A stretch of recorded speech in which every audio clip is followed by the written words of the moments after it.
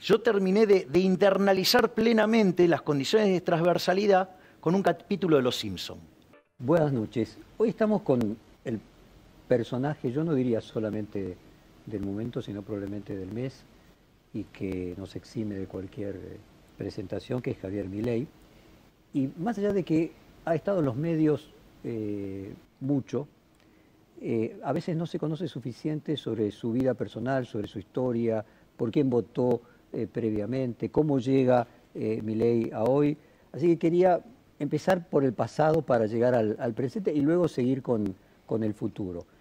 ¿Por quién votaste en las elecciones anteriores?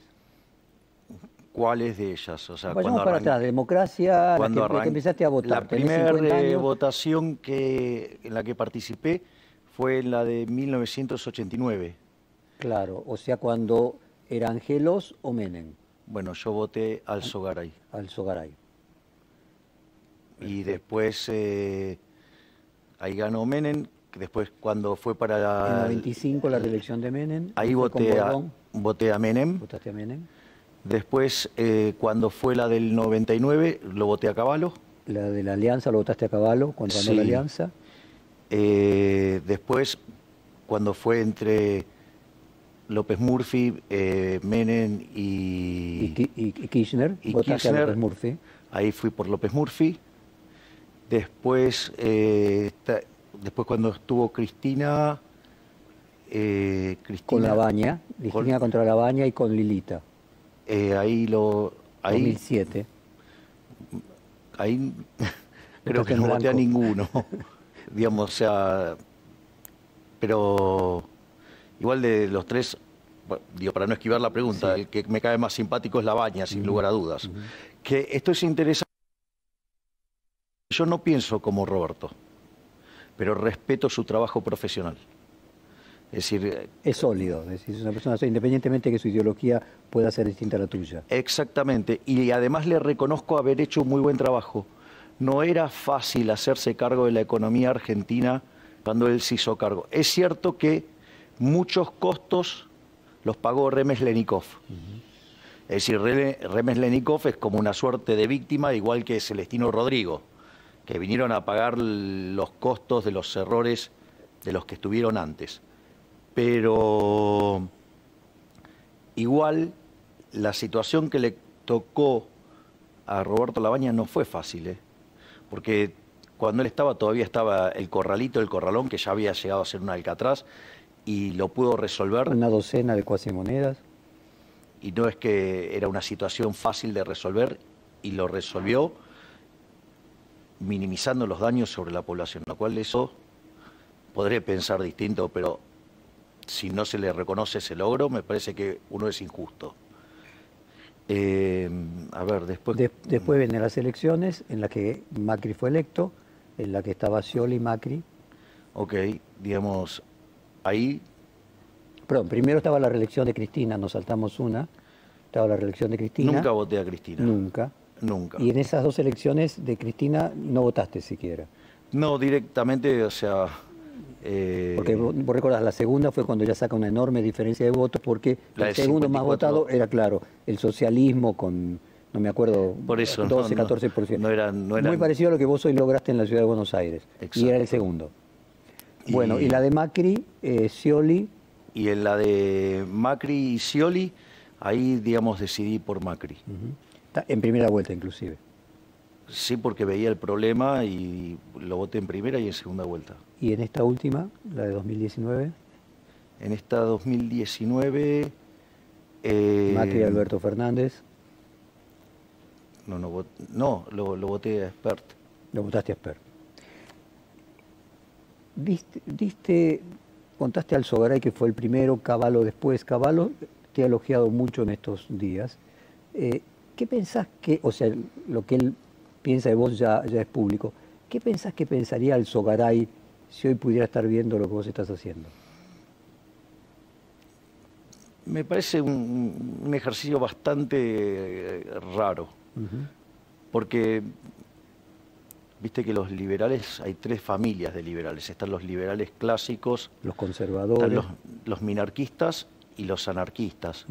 Entonces yo, como filosóficamente soy anarcocapitalista y en la vida real soy minarquista, quizás en algunas formas de ver la situación por parte de la gente de la UCD puede ser que no sea la más digerible.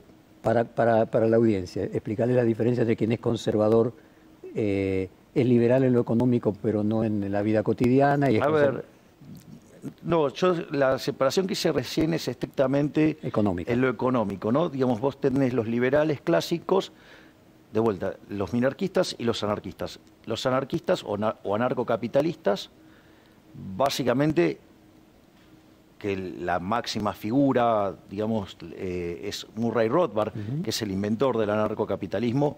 Obviamente que hoy hay figuras en el mundo muy relevantes, como ser el caso de Jesús Huerta de Soto, Anzo Basto, Walter Block, Hans Gemma Hoppe, pero digo, ese es no Estado. Incluso podríamos decir que Alzogaray es previo, porque el Partido Libertario de Estados Unidos Roosevelt lo crea en el 72, o sea, Alzogaray es previo a eso. Exactamente.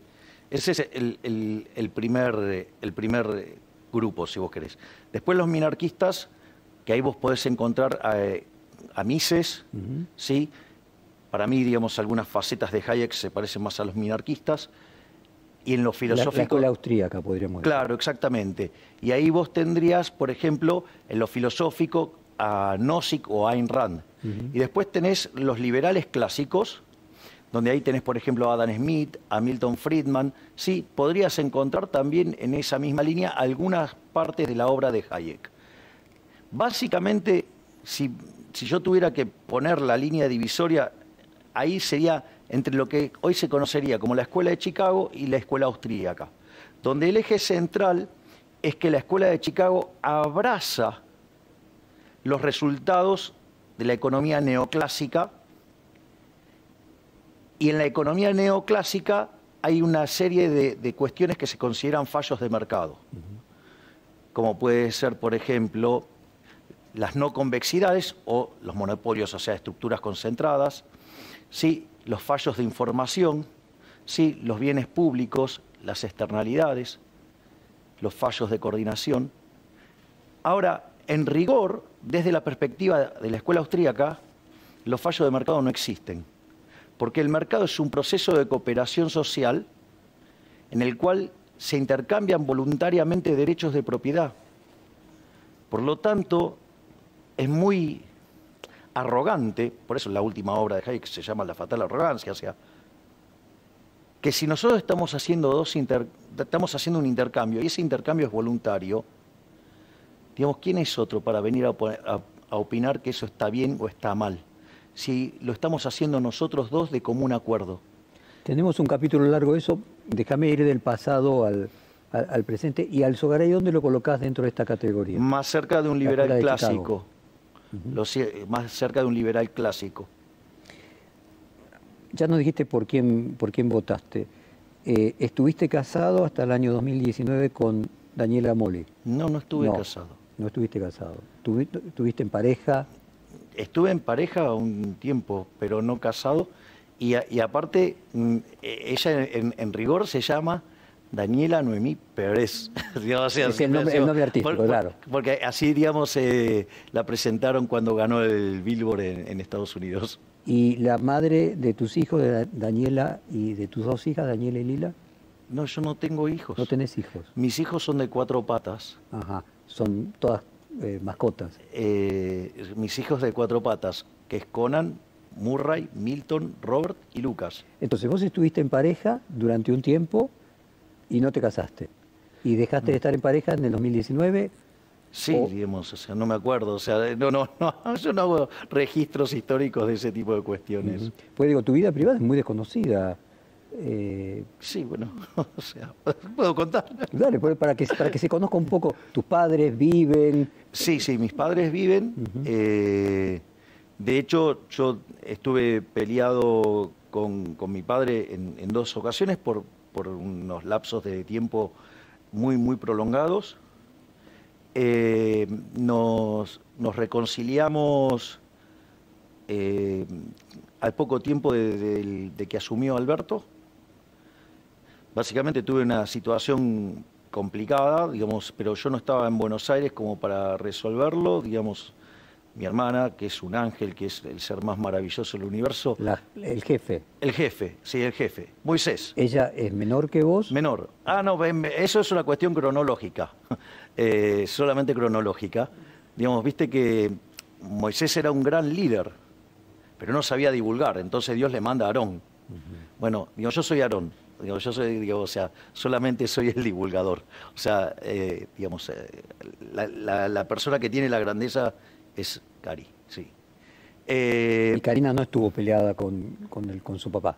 No, no, esos son temas míos. Esos son depuraciones en el proceso de aprendizaje de un humano que se equivoca. Cuando te equivocas, digamos, o sea, hay que tratar de componer la situación. Entonces hubo un evento complicado y Cari, digamos por la cercanía conmigo, también, digamos, o sea, sufre ese shock y lo tenía que resolver y mis padres le dan contención.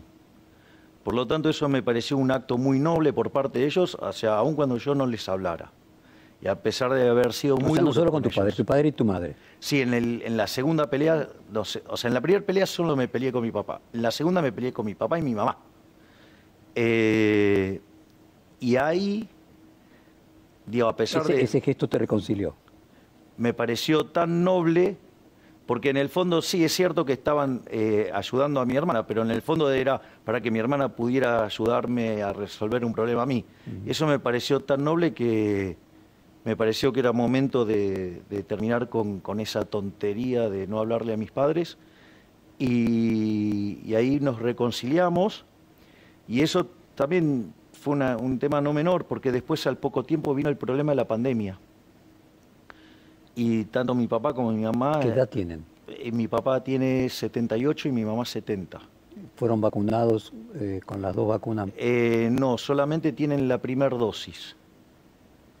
Y entonces ellos son grupo de riesgo y bueno, entonces básicamente mi hermana se ocupaba de los temas de mi mamá, yo me ocupaba de estar con mi papá, o sea, y en ese contexto también, digamos, o sea, como tuve que llevar a mis hijitos a la guardería, porque eso también, digo, estaba por entrar a un programa de televisión y había una persona muy cercana al gobierno, me dice, mirá, se viene una cuarentena estricta.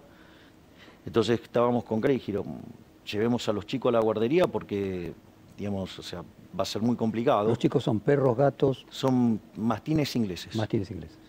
Y bueno, entonces lo llevamos a la guardería, después eso se extendió mucho.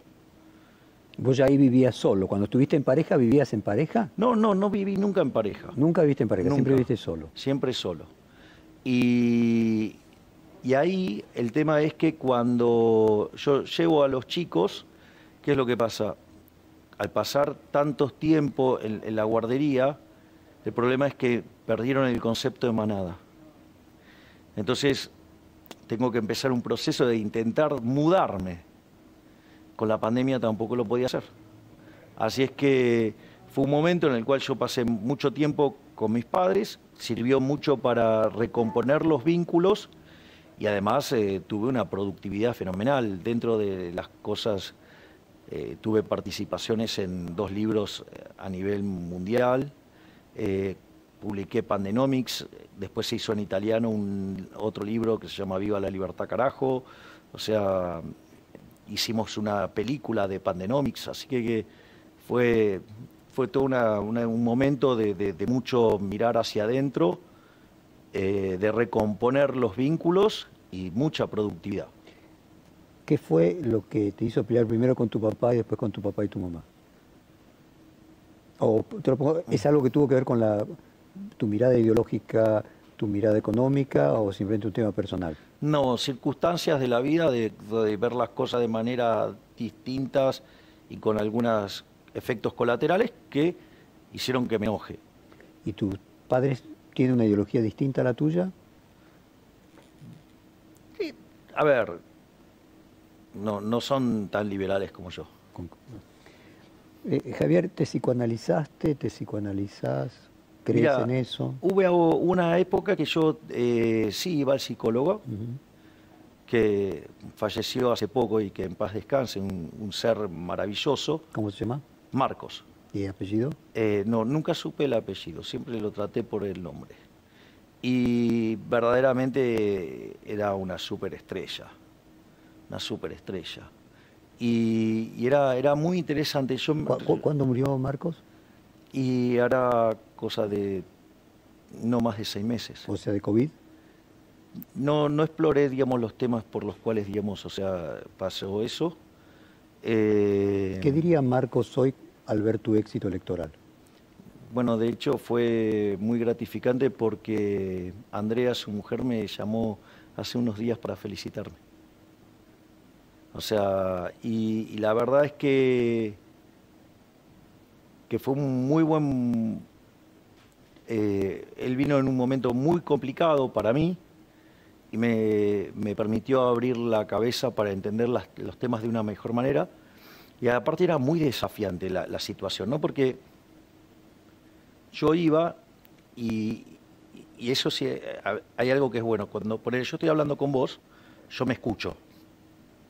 Ujú. O sea, entonces el tipo de preguntas que él me hacía dar cuenta de qué cosas no iban y cuáles sí.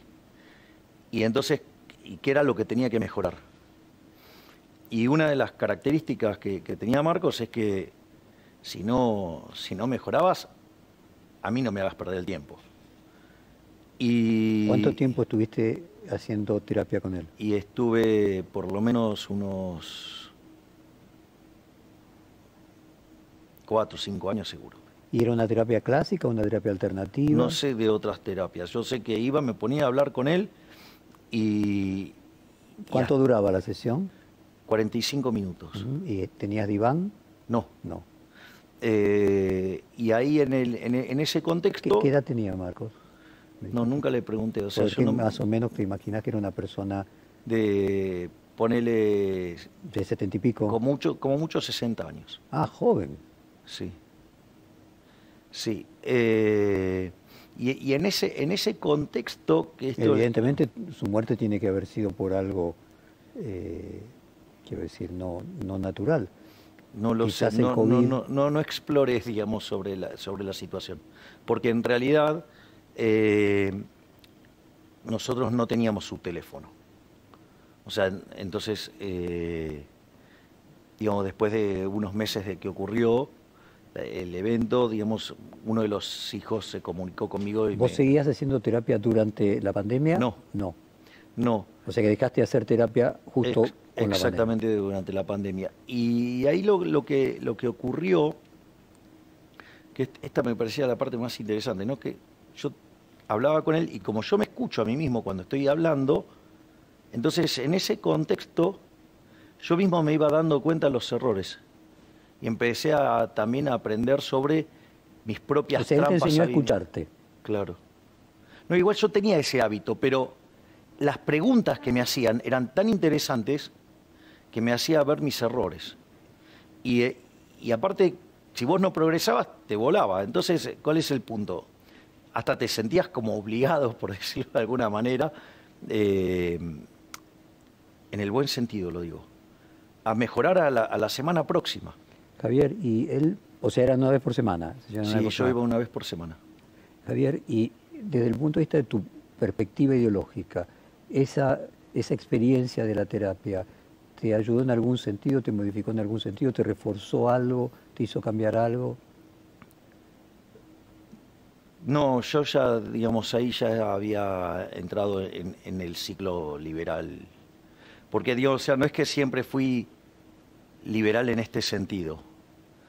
O sea, en realidad, cuando vos estudiás la carrera de economía, independientemente que lo hagas en una institución de administración estatal o una privada, en realidad los contenidos lo que hacen es formar post-keynesianos, con algunos tintes estructuralistas. Entonces, ¿Vos estudiaste en Buenos Aires? Yo estudié en la Universidad de Belgrano. En la Universidad de Belgrano. Después hice mi primer maestría, la hice en el IDES, o sea, el Instituto para el Desarrollo Económico y Social, Mi segunda maestría la hice en la Universidad Torcuato Di Tella. Entonces, la primera formación que recibo, digamos, o sea, es post-keynesianismo, ¿sí? Y estructuralismo. O sea, después, cuando hago la primera maestría, digamos, estudio solamente keynesianismo, las distintas vertientes del keynesianismo, y después, cuando hago la maestría del Di Tella, ahí al menos en aquel momento era más bien mainstream y era bastante ecléctica, y después austríaco me hice solo.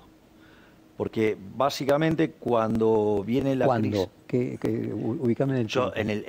en el tiempo austríaco me vuelvo solo en el año 2014. ¿Y cómo fue? ¿Una epifanía? ¿Cómo?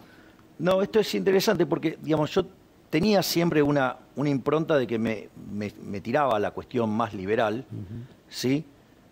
Pero en realidad, digamos, dado el formato que recibís en la educación, era más parecido a lo que se llama un ortodoxo.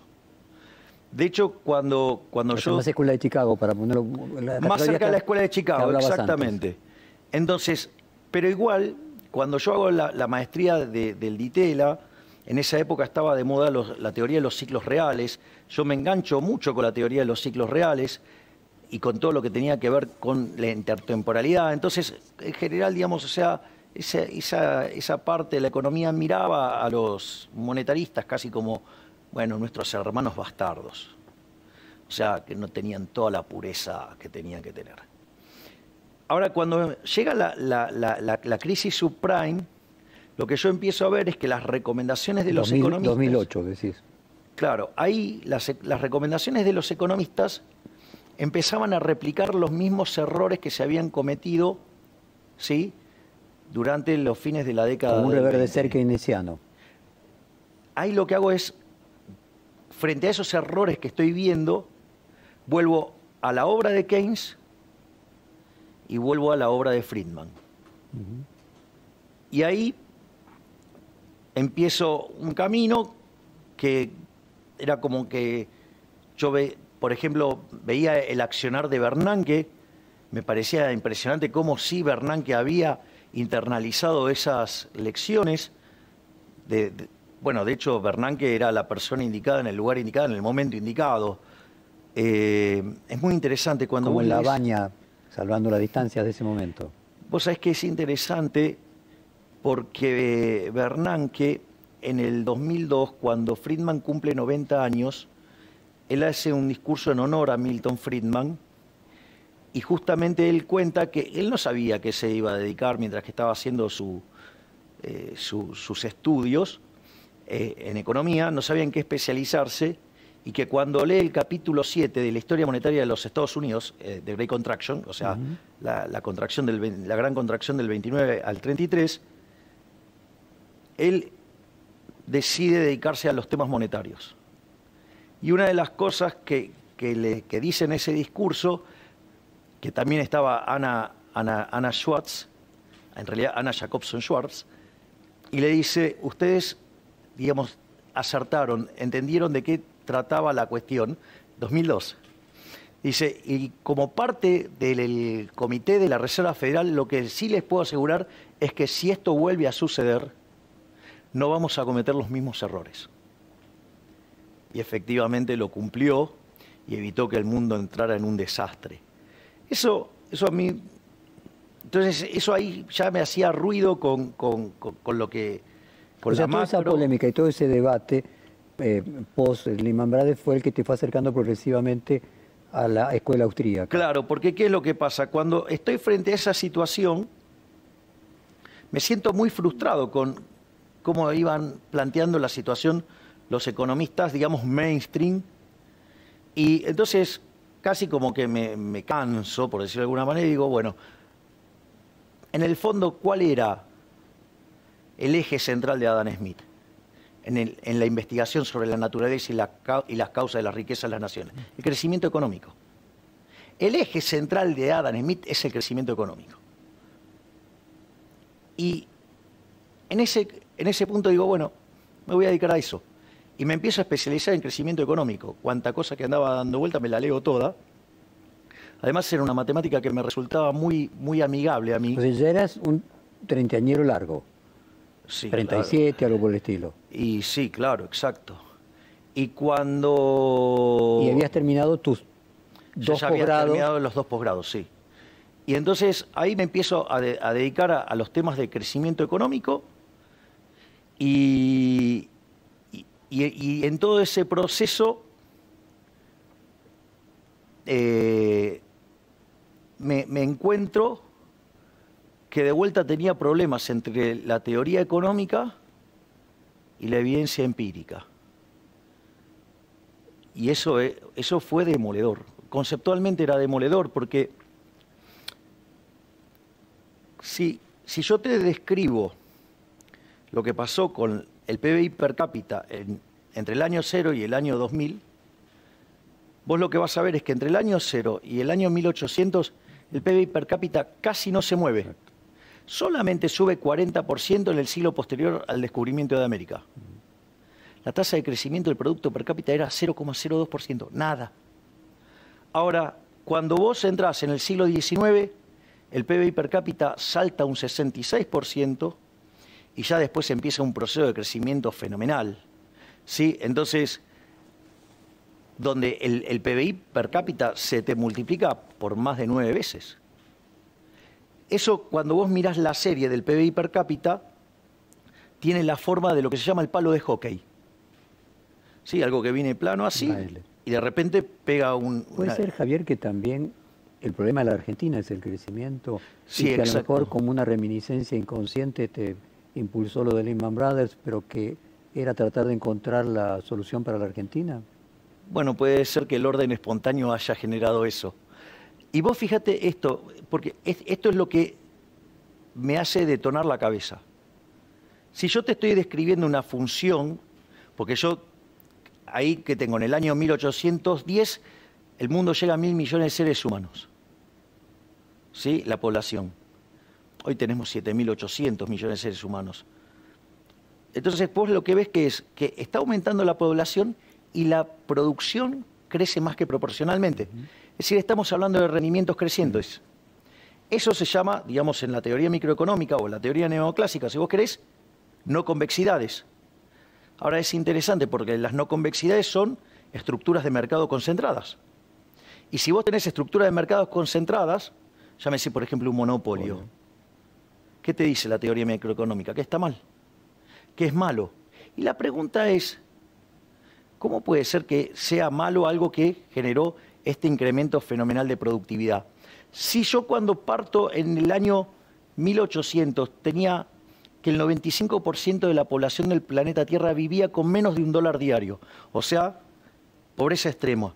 Cuando yo miro ese mismo indicador previo a la crisis, ese número había caído a 5%, ¿no? A la pandemia estoy hablando. Entonces la pregunta es... entendí, vos decís que el monopolio no es malo. Exactamente. Hay un error en la teoría neoclásica. De hecho, se acaba de hacer un compendio de artículos en honor a Alberto Venegas Lynch, hijo, y justamente yo lo que hago es rastrear cuando la economía neoclásica pierde el rumbo. Porque vos en algún sentido podrías decir que los austríacos podrían ser neoclásicos en algún sentido. ¿En cuál? En que la economía neoclásica arranca con la superación de la teoría del valor-trabajo y cuando llega la teoría subjetiva del valor, o sea, Menger de 1871 con los principios de economía política, crea, digamos, o sea, la teoría subjetiva del valor, pero no es el solo, también está Ballray y está Gibbons, ¿sí? Y en ese contexto, ¿sí? Después están las consecuencias del uso de la matemática. Pero para simplificárselo a los legos, lo que vos decís es que descubriste que hubo un punto que entiendo tenía que ver con mediados del siglo XX o comienzos del siglo XX, en el que se perdió ese rumbo. Exactamente. Y que tendría que ver con Keynes. Keynes o que tiene... podría ser el síntoma o el significante. Keynes es un elemento, digamos, que distrajo a la teoría económica muchísimo y la llevó por muy mal camino y llevó a más de 40 años de discusiones inútiles. Y entonces, eso vos lo descubriste a partir de lo de Lehman Brothers y cuando empezaste a estudiar el crecimiento. ¿Qué pasó que el crecimiento no siguió ese mismo palo de hockey? Sería la pregunta que vos te hacías. No, a ver, el punto es el siguiente. La pregunta es, ¿por qué si para la teoría neoclásica el monopolio es malo, ¿sí? Las no convexidades son malas, los rendimientos crecientes son malos, ¿cómo puede ser que esto lo que se consideran los efectos secundarios del capitalismo, como un remedio que es útil pero te hace mal al hígado? Claro, entonces la pregunta es, ¿por qué, digamos, o sea, se considera que es malo si la pobreza extrema era del 95% y cayó al 5% habiendo multiplicado por más de 8 veces la población? Entonces la pregunta era, acá hay algo que anda mal. Y ahí yo me encuentro con un artículo de Murray Newton Rothbard que se llama Monopolio y Competencia. Ese artículo forma parte de una de las obras más maravillosas que leí en mi vida, que se llama El hombre, la economía y el Estado, que es un libro que tiene 3 tomos, y en los 2 primeros tomos lo que trata de hacer Rothbard es hacer una apuesta al día de probablemente también uno de los libros más maravillosos de la historia del pensamiento económico, que es La acción humana de Mises, y está tratando de hacer una apuesta al día, por decirlo de alguna manera, y ahí aparece el tomo 1, el tomo 2, y cuando llega al tomo 3, que se llama Poder Mercado, se vuelve anarcocapitalista. Cuando yo leo Monopolio y Competencia, que dicho sea de paso, traducido por Alberto Venegas Lynch, el papá de Alberto Venegas Lynch, hijo. O sea, nuestro máximo prócer del liberalismo de toda la historia, uno de los máximos referentes del habla hispana. Y ahí lo que plantea Rothbard es que el monopolio no es malo. El primer punto sobre el cual tenés que ir es la definición de monopolio. La definición de monopolio la da Lord Coke, y que de hecho, digamos, es sobre la que trabaja en algún sentido Adam Smith. Y es que monopolio se define como aquella situación donde el monarca decidía quién podía producir o no un determinado bien, y obviamente el que no cumplía, Dios le cortaba la cabeza, por decirlo de alguna manera. Pues es que no era por el resultado de una eficiencia, entonces o sea, era negativo. Ahora es por resultado de una eficiencia. Claro, era un resultado, digamos, de la acción violenta del Estado. O sea, eso, digamos, era monopolio. Cuando vos lo estudiás en la teoría neoclásica, el monopolio tiene varios problemas conceptuales. El primero, que esos análisis que se hacen son de equilibrio parcial. Y no solo que son de equilibrio parcial porque toman solo un mercado, sino que además son de un solo periodo. Bueno, eso es un error garrafal. Cuando vos explorás el libro de Huxley, La economía en una lección, dice, ¿cuál es la diferencia entre el buen economista y el mal economista? El mal economista solamente mira un mercado hoy. El buen economista no mira solamente este mercado, sino que mira a todos los demás, y no solo mira el presente, sino también que mira las consecuencias a futuros. Es decir, es entre hacer equilibrio parcial de un solo periodo o hacer equilibrio general intertemporal. En ese contexto, lo que te dice Rothbard, bueno, mire, puede haber sustitución. O sea, puede ser que vos, ok, no consumas eso, vos vas a consumir otra cosa y vas a sustituir. Y después es falso todas las consecuencias negativas que se dicen del monopolio. Te hago una pregunta, Jorge. Suponete que hay 10 empresas produciendo celulares y hay una que encuentra y te hace el celular de mejor calidad o mejor precio. ¿Cuál vas a comprar? Ese. Bueno, las otras 9 empresas van a la quiebra. Ahora, ¿vos dirías que este tipo es malo? ¿O no te dio a vos un bien de mejor calidad o mejor precio? El problema a posteriori es lo que se llama el abuso de posición dominante. Pero eso también, digamos, es un recurso, digamos, que usan los intervencionistas. Porque si abusa, tiene una posición dominante, ok, ¿qué pone? ¿Un precio más alto? A posteriori podría decir que esa ventaja bueno, entonces que lo hizo otro. monopólico. Entonces entra otro. Si es que no tiene ventajas. Entra otra empresa entonces. Pero si tuviera el abuso de posición dominante, a lo mejor no puede entrar otra empresa.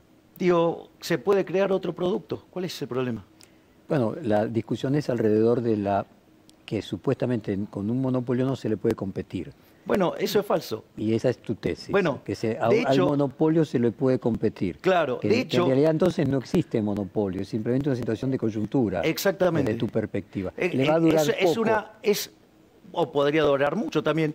A ver, vos fíjate que la teoría neoclásica para enfrentar este problema, quien mejor lo enfrenta, ¿quién es? William James Baumol. Cuando desarrolla la teoría de los mercados disputables. Con el argumento, ¿sí?, de una función de costos medios de fondo plano, donde en el fondo plano el costo marginal es siempre igual al costo medio, la cantidad de empresas va a estar determinada por el tamaño de planta y básicamente en relación a la demanda. Y eso significa que una vez que vos llegaste al fondo plano, como el costo medio es igual al costo marginal y la demanda va a cruzar ahí y la oferta va a estar ahí, el precio es igual al costo medio, igual al costo marginal y es la solución competitiva. Y eso vos podrías llegar a ese resultado aun cuando hubiera una sola empresa. Y si la demanda cortara detrás, ¿sí?, del nivel donde se alcanza el mínimo, la libre entrada y salida lo que te asegura es que vas a cumplir la regla de Ramsey, o lo que es la regla de segundo mejor, que es básicamente vas a cumplir con la restricción financiera. Entonces, permitime una cosa, Javier. Déjame ir avanzando con el cuestionario para llegar a los temas económicos y poder primero conocerte para que las personas puedan juzgar tus opiniones. Es divertido lo del monopolio, que quedan un montón de cosas más. Pero no mucho, y te prometo profundizar, tenemos una parte económica. Pero yo quería entender qué te había cambiado el psicoanálisis, qué te había llevado a el pensamiento que vos hoy tenés, y después discutimos el pensamiento, pero quería ir por orden de ver, bueno, cómo llega este Milei a ser quien es. Bueno, me decís que el psicólogo que te ayudó a escucharte de otra manera con tus preguntas no modificó tu posición ideológica porque te duró 4 años, terminó, habrá sido 2015 a 2019, y vos me estás diciendo que tu orientación hacia la escuela austríaca ya es de 2008-2009. No, es del 2014. O de 2014. Bueno, cerca entonces de la aparición del psicólogo. Sí, pero igual, ¿Hay algo del tema personal que esa experiencia de 4 años de escucharse de otra manera haya hecho Milei diferente de hace 5 años? Sí, hay muchas cosas en las cuales he mejorado. Por ejemplo. Aunque no parezca en el trato personal. O sea, ¿vos tenías un carácter más explosivo antes? Todavía mucho más explosivo, sí. Ajá. ¿Y eso pudo haber tenido que ver también con la pelea con tus padres? No, creo que tiene que ver con una forma que canalizaba mal mi pasión. Me resultaba a veces complejo, algo que a mí me parecía extremadamente evidente, otros no lo internalizaran, y eso me alteraba. Pero, a ver si te interpretó. ¿Vos creías que había algo que descubrías que era verdadero y no podías comprender que otros no lo vieran si le presentabas las que para vos eran evidencias? Exactamente. Pero aparte no es que era lo que yo veía. ¿Me entendés? O sea, lo que vos creías que era verdadero. A ver, vos mirás, hay un libro que se llama 4000 años de controles de precios y salarios. ¿Cómo no combatir la inflación? ¿Sí? Entonces, ¿cuál es el corolario del libro? Que la inflación es siempre y en todo lugar un fenómeno monetario. Y tomás las distintas pruebas empíricas, ¿y qué encontrás? Que la inflación es siempre y en todo lugar un fenómeno monetario. A largo plazo siempre lo es. Bueno, ok. Y entonces, ¿cómo podés comprender que haya gente que te venga y te diga, es multicausal? En el corto plazo, ¿no? No. Vos decís que en el corto plazo también es monetario, siempre. Vos no, lo que vos tenés que entender es cómo funciona la economía. Pero no, a ver, la inflación es la pérdida del poder adquisitivo del dinero. Perdóname. Cuando vos aumentás la oferta por encima de la demanda, o aumentó la oferta o cayó la demanda, pasaron las cosas al mismo tiempo, el poder adquisitivo del dinero cae, todos los precios de expresión de unidades monetarias suben. Obviamente a largo plazo, cuando uno correlaciona inflación y emisión, se percibe que es un fenómeno monetario. Pero yo sonreía porque yo quiero tratar de entender a Javier Milei persona, ¿no? Y vos me llevas siempre a ejemplos económicos. Entonces, bueno, vos me decías que el psicólogo lo que te permitió es no ser tan explosivo como antes. Te puedo lo que vos quieras. digamos, para que no te sientas Creo que mal era. porque crees que no me puedes llevar. En mis ratos libres yo estudio, en realidad leo libros de economía aplicado a la vida diaria. Sí.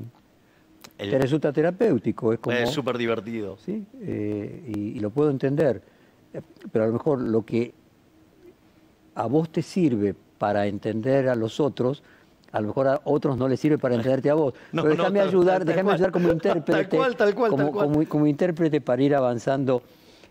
Entonces, la aparición de esta persona con la terapia lo que te permitió es, aunque vos tengas las mismas convicciones férreas que tenías antes, poder expresarlas de una manera menos explosiva y poder entender a otros que piensen diferente sin llegar a situaciones que no sean de violencia oral.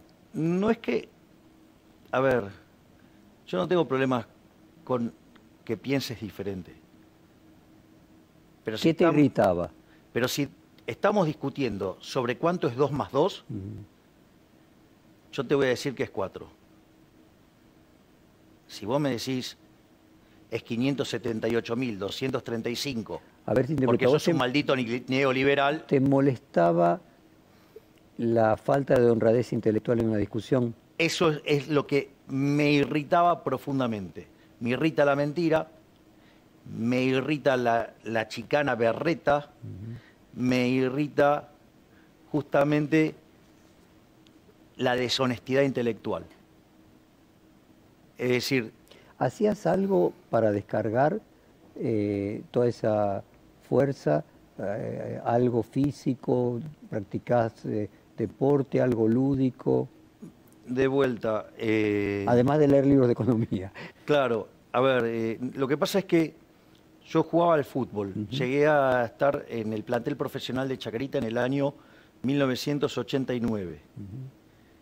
Y en el medio de la hiper dejé de jugar al fútbol para dedicarme a la economía. Eras un adolescente, ¿no?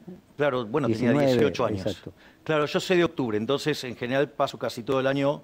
Todavía no habías entrado a la facultad. Estaba en la facultad. Estabas recién el primer año de la facultad. Exactamente. Y cuando...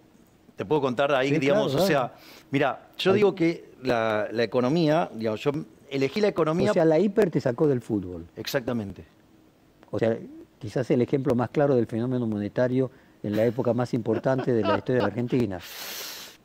A ver, sí. No, digo que quizás eso también tiene que ver por qué elegiste como foco de estudio esos temas. Exactamente, tiene El que ver con eso. crecimiento y la lo inflación. monetario. Sí, de la inflación, claro, ¿cuál es? de hecho vos fijate que yo soy experto en crecimiento económico con y sin dinero. Ese pasa por ahí. Ahora mira esto, porque yo digo, elegí ser economista por las razones equivocadas en el año 82, cuando tenía 11 años, en la crisis de la tablita cambiaria. Ah, no en el 89, ya decidiste ser economista en el 82. En el 82. Que eso era Martínez Dios cuando Termina Martínez Dios, viene el Sigot. que viene al dólar pierde. El creo que era. apuesta al dólar pierde. Sigot. La frase de Sigot.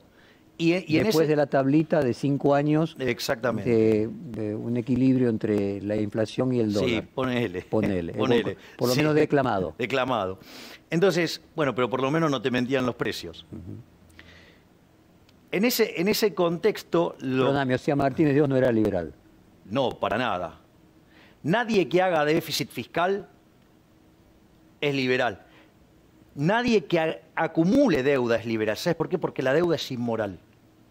Si el liberalismo es el respeto irrestricto del proyecto de vida del prójimo, cuando vos acumulás deuda, la deuda es profundamente inmoral. ¿Por qué? Porque la fiesta de hoy la está pagando ¿quién? Las generaciones futuras. Tipos que ni siquiera votaron o que ni siquiera nacieron. O sea, es profundamente inmoral. Por eso no puede ser liberal. Ahí dijiste, cuando sea grande quiero ser economista. Sí, porque lo que veía es que y había... tu papá, vos le contaste esto a tu papá que, si entiendo bien, era una persona, vos sos primera generación de universitarios. Sí. Y tu papá se dedicaba... Mi papá, digamos, había arrancado trabajando de chofer de colectivo. Eso Después, digamos, cuando yo nací, se compró el primer colectivo, cuando nació mi hermana el segundo, y así empezó a crecer hasta que ¿Pensaste en algún momento que el papá de Cristina también era chofer de colectivo, tenía un colectivo, el segundo y el tercero, como tu viejo? No, no lo puse en consideración. Nunca le prestaste atención a eso. No.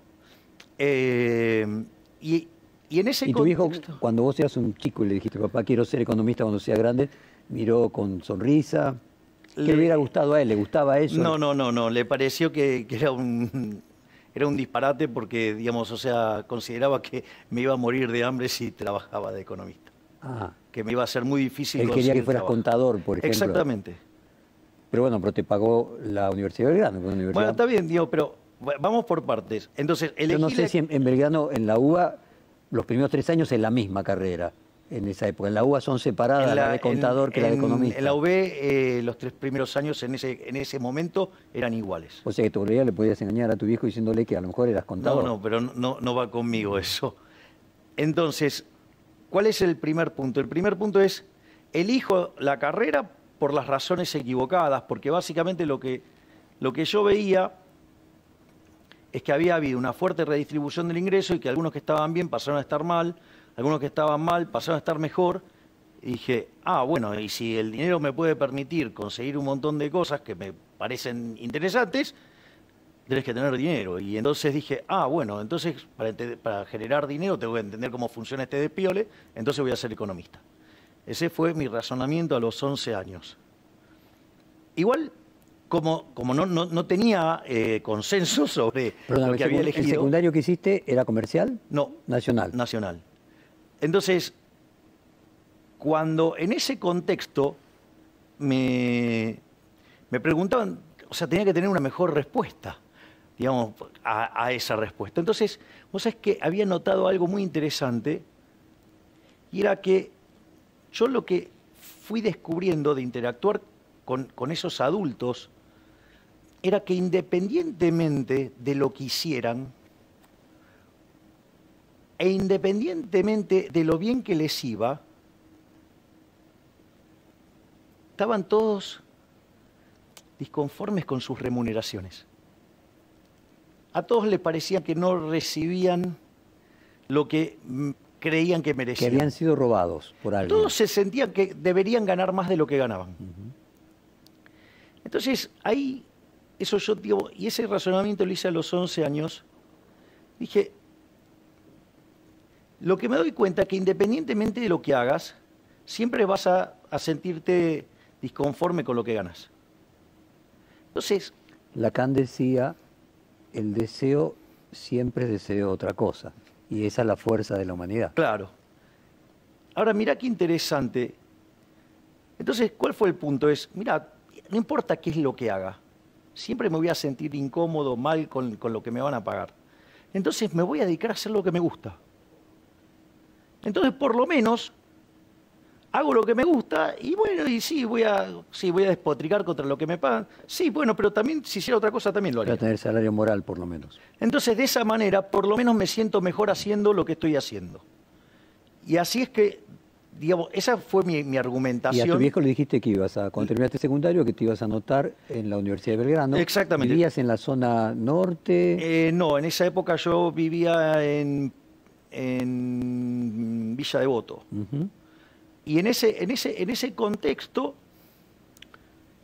cuando yo entro a la Universidad de Belgrano, de vuelta me señala que... En la década del 80, para poner en contexto. En 1989 arranco a estudiar. Claro. O sea, con la hiper. Con la hiper. Yo en ese momento estaba en el plantel profesional de Chacarita, yo entrenaba 6 horas por día. Y en ese contexto, cuando yo planteo que voy a estudiar para economista, me vuelve a decir, mira, te va a ir horrible, digamos, o sea, la vas a pasar mal, porque te vas a morir de hambre, nadie vive de esa profesión de, bueno. Y entonces le dije que no me importaba, porque, y volví a replicar este argumento. Bueno, nada, y me puse a estudiar economía. Y yo me enamoré de la economía por las razones correctas. Esto es lo importante, al menos desde mi punto de vista. Lógico. Y dado que vos querés explorar mi cuestión humana, creo que puede servir. Yo la estaba acompañando a mi mamá al supermercado, en plena hiperinflación. Entrenaba 6 horas por día y además, colegio, y además estudiaba en la universidad. En ese contexto, yo estudiaba que cuando los precios subían, la cantidad demandada bajaba. Yo la acompaño a mi mamá al supermercado, estaba apoyado en el changuito así, porque lo que iba era sí, de cargador. Sí, de bestia de carga, claro. Y en ese contexto, vos sabés que en esa época había unas chicas con delantal que pasaban con una suerte de pistola que etiquetaban. Y yo veía que pasaban las chicas remarcando los precios. Y la gente trataba de ir delante de las chicas. Y la gente, sí, y si iban atrás también, digamos, se abalanzaban sobre la mercadería. Entonces yo digo, pero ¿cómo? Si los precios están subiendo y pareciera que la cantidad demandada sube. Es decir, entonces ahí dije, pará, o lo que estoy estudiando está mal, o yo soy un tonto. Entonces la solución de dignidad, ¿qué implicó? Dejar de jugar al fútbol. Y estudiar más. Y me puse a estudiar muchísimo más. En lugar de estar 6 horas entrenando, empecé a estudiar. Y estudiaba más allá de lo que me daban en la facultad, todo. O sea, iba y me encerraba en la biblioteca del Banco Central. Y en ese contexto, yo escribo mi primer artículo académico a los 20 años, que se llama La hiperinflación y la distorsión en los mercados, donde muy precariamente desarrollo un modelo de expectativas adaptativas donde vos te podés cubrir, ¿sí?, del efecto de la inflación estoqueando. Eso te da como resultado una curva de oferta invertida. Entonces, los sucesivos aumentos del déficit fiscal financiados con emisión monetaria que te desplazan la demanda hacia arriba, te daba un equilibrio donde te subían los precios y se te contraía el nivel de actividad. A los 20 años. Y en ese contexto, además, como la curva de oferta te queda más empinada que la de demanda, el equilibrio no solo que era único, sino que además era estable. O sea, el equilibrio existía, era único y era estable. Y te permitía explicar situaciones donde vos tenías una hiper, se te iban los precios a las nubes y además te caía el nivel de actividad. ¿Y ese primer paper lo publicaste, lo tenés escrito, lo volviste a mirar con los pasos de los años? Lo presenté, digamos, en la universidad. Y tendría que buscarlo con 20 años. Con 20 años. No era una tesis, era en una de las materias. En una de las materias que tenía que ver cuestiones de epistemología, escribí un paper. Javier, vamos a hacer un corte comercial de 2 minutos y seguimos con más preguntas cuando volvemos del corte. Cuando te recibiste y después hiciste 2 posgrados y con esa curiosidad por tratar de calmar todo aquello que no te cerraba, ¿no te llevó en algún momento a pensar en que tenías que dedicarte a la docencia, a ser profesor? Yo empecé a dar clases a los 20 años. Muy bien. ¿Dónde? Ahí mismo en la... En la Universidad de Belgrano. Empecé primero les daba clase a mis compañeros. Y obviamente les cobraba. O sea... y que les daba clases de microeconomía. Entonces después empecé a ser ayudante de microeconomía. Y es muy interesante porque cuando entré a hacer la maestría en el IDES, tuve profesores maravillosos, maravillosos. Terminaste la carrera de grado e inmediatamente comenzaste el posgrado. Sí, hice el primer posgrado. Después el otro me tomé unos años. ¿Tu viejo te bancaba? No, los posgrados me ya laburabas vos. Sí, yo ya trabajaba. ¿Y seguías viviendo con tu viejo? Sí. ¿En qué momento te fuiste a vivir solo? A los 27, 28 años. O sea, ya habiendo hecho el segundo posgrado. Cuando estaba haciendo el segundo posgrado. ¿Y laburabas? Y trabajaba, por ejemplo, trabajaba mucho como consultor y después me fui a Estados Unidos a perfeccionar mi inglés y después volví y entré a trabajar en HSBC. Que en realidad era James Capel, que era la casa de bolsa, y en ese proceso HSBC se compra al Banco Roberts y empieza toda una mutación que después pasa a ser HSBC Banco Roberts, después pasa a ser HSBC Argentina y después... ¿Cómo te considerás vos mismo haciendo plata? Para otros, un genio. ¿Y para vos mismo, no? No, un desastre. Pero es que el eje central en mi vida pasa por por ser feliz. Y una de las grandes trampas es que a veces la felicidad no necesariamente la derivás de cosas que... O sea, perdóname, para vos la felicidad es el fin del ser humano. Es el fin último, siempre. Y O sea, es sos más... eudemonista. No, no, y pero... en ese sentido, no, pero aparte, mira, ¿la felicidad es más importante que la libertad? van de la mano. No podés ser feliz sin ser libre. No podés ser feliz sin Pero ser libre. es una causa secundaria, la principal es la felicidad. La felicidad es el motor, digamos, o sea, la libertad es el contexto.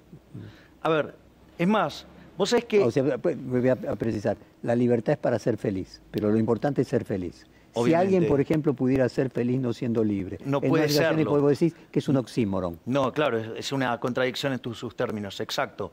Porque, digamos, o sea, si no podés elegir, ¿cómo vas a ser feliz? Ahora, vos viste que hay toda una escuela filosófica que podríamos decir, plantear los estoicos, las culturas orientales, que la felicidad se logra a través de un proceso de libertad que es no desear.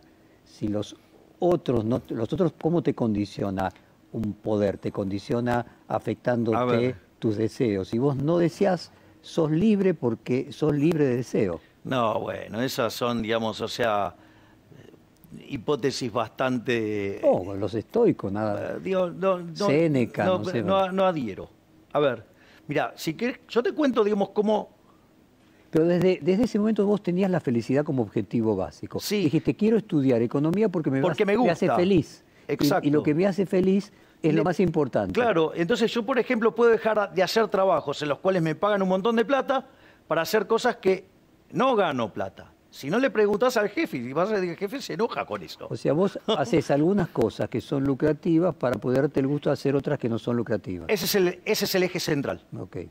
Es decir, es un medio para financiar lo que a vos te gusta. Lo que yo quiero hacer. Mira, hay una de las cosas más maravillosas que me pasó de ser especialista en crecimiento fue tener que estudiar mucho optimización dinámica, programación dinámica. Y vos para resolver un ejercicio de optimización dinámica, vos necesitas imponer sobre el ejercicio algo que se llama condición de transversalidad, que es cómo terminás el ejercicio, porque si no, no lo podés resolver. Hay varias formas de resolver un ejercicio. Por ejemplo, cuando vos estudias una carrera, para que te den el título tenés que cubrir una determinada cantidad de créditos. Entonces es como que tuvieras una cosa así, podés saber más, pero no menos que esto. Vos podrías tener una restricción de cuánto tiempo podés estar en un lugar. Entonces tenés una restricción vertical. Y después podés tener alguna combinación de las dos, que varían en el tiempo, con nivel o tiempo. Ahora, eso, yo terminé de internalizar plenamente las condiciones de transversalidad con un capítulo de Los Simpson.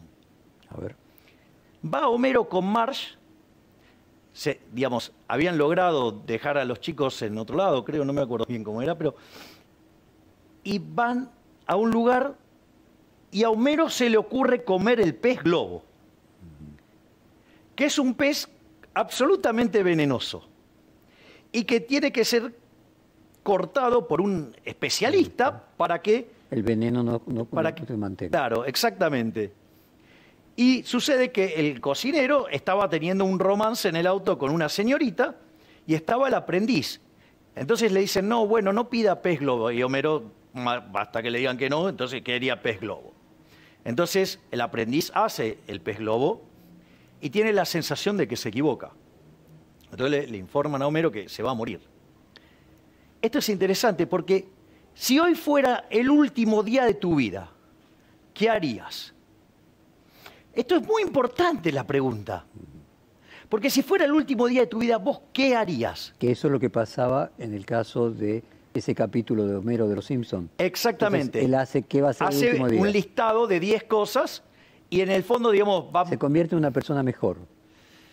Mira, es interesante porque en el fondo, vos si sabés que mañana no hay nada, decís, bueno, ok, ¿a qué te vas a dedicar? Ya no importan las consecuencias intertemporales Concretamente, yo no vi, lo hacía un poco mejor a Homero, se ponía más trascendente. Homero se dedicó a hacer las cosas que le gustaba. Entonces, si vos me preguntás a mí, ¿qué cosas haría yo si fuera mi último día? Estaría con mi hermana. Con el jefe. Con el jefe. Estaría con mis hijitos, con Conan, con Murray, Milton, Robert y Lucas. Y si me queda un rato, además, trataría de leer economía de divulgación. ¿Leíste? Dame un segundo. ¿Cómo no? ¿Qué es lo que te lleva a eso? Acabas de ir a cuáles son las cosas que te hacen bien. Si yo pudiera, estaría todo el tiempo con mi hermana, con mis hijitos y leyendo. Sería el hombre más feliz del mundo. Ahora, ¿cuál es el problema? ¿Quién paga las cuentas? Entonces tengo que empezar a ceder algunas cosas. ¿Para qué? Para poder financiar lo que a mí me gusta hacer. Obviamente que si fuera el último día de mi vida y si tengo los ahorros pertinentes, no tengo problema. Ahora, si no los tengo, ¿qué tengo que hacer? Tengo que generar los ingresos para poder financiar esas 3 cosas que a mí me gusta hacer. Y eso lo que hace es ordenar toda tu vida en un sendero que hace que vos todo lo acomodes para disfrutar de lo que más te gusta. ¿Y sabes lo que descubrís con eso, Jorge? Que te volvés una persona feliz. Y como sos feliz, no sos resentido. Y la pasás bárbaro. Algo parecido a lo de Homero es lo que escribió Heidegger con el ser para la muerte. No sé si leíste Ser y Tiempo de Heidegger. No. Pero por lo que me contás, yo te lo voy a regalar. Bueno, gracias. Estamos concluyendo la primera hora del maratónico reportaje a Javier Milei, que terminó teniendo 3 horas. O sea que va a tener 2 capítulos más. Mañana seguimos con la segunda parte y pasado mañana con la tercera. Nos vemos mañana. A la mierda los malditos empresarios, a la mierda sodomitas del capital. Basta de basura keynesiana, ha llegado el momento liberal.